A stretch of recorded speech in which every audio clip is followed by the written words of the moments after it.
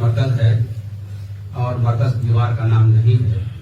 मरकज आला हजरत की वजह से आला हजरत हैं, कल भी थे, आज भी हैं, उनकी फिक्र है।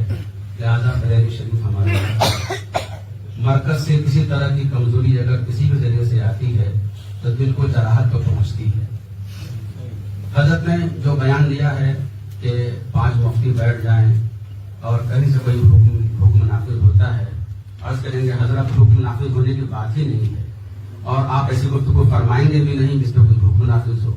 बात तो यह है कि बिन बात एक बात कह दी गई है जिससे मरकज से इदारे का ताल्लुक मजरूह हुआ है।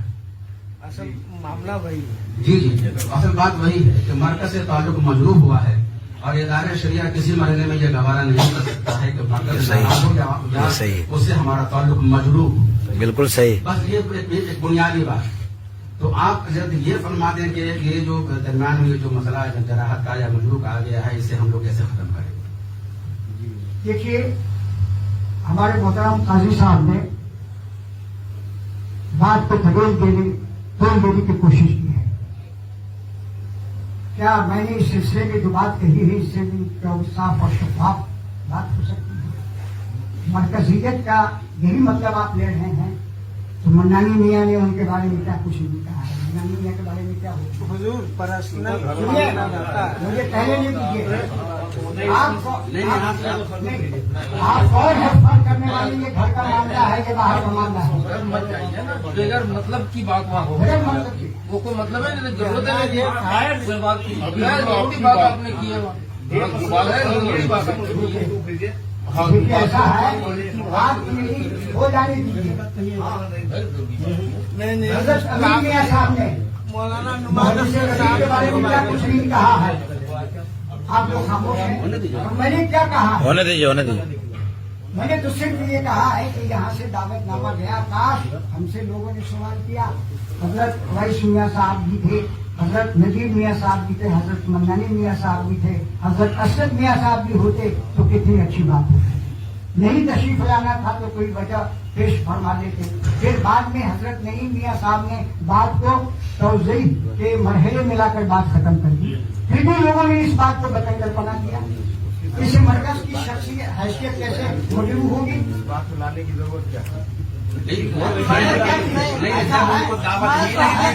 उनको तो दावत ही नहीं दी। क्या हर दावत देने के बाद माइक पर पूछा जाता है? हर दावतनामा भेजने के बाद असद मियाँ के ताल्लुक अशरफिया में बोले हैं। ऐसा नहीं है। वो गलत है, दावत नहीं गई ऐसे ही।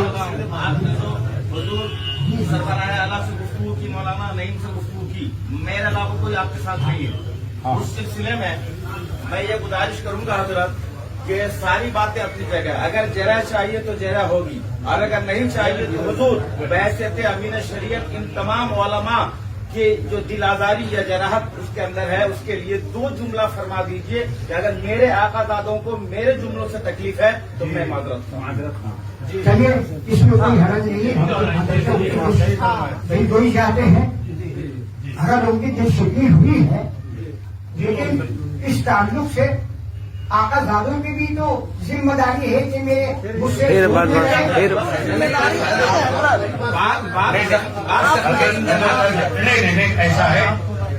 ऐसा है कि मीटिंग को भाई मुफ्ती साहब नहीं जरूरी है।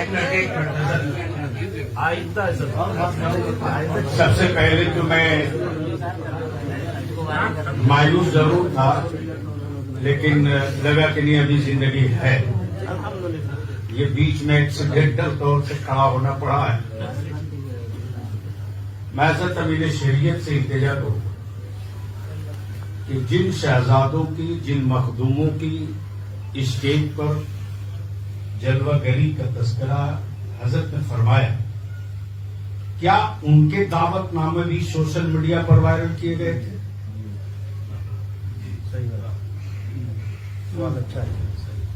अब इतनी तो मैंने किसी हजरत मासी के साथ आप अमीन शरीयत हैं, छोटे आदमी नहीं हैं आप।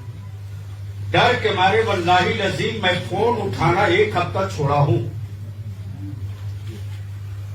इसकी जो बुनियाद है ना, इसकी बुनियाद की पहली ईंट मुफ्ती आजम सैयदुल उलमा है। सही बात। हम चपरासी से बेशी की हैसियत नहीं रखते हैं। हमारी औकात सिर्फ एक चपरासी की है।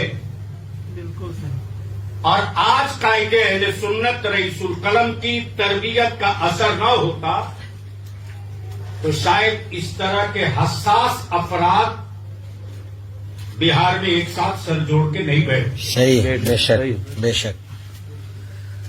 सवाल इसका नहीं, सवाल हजरत पूरी जमात में बेचैनी सिर्फ इस बात की है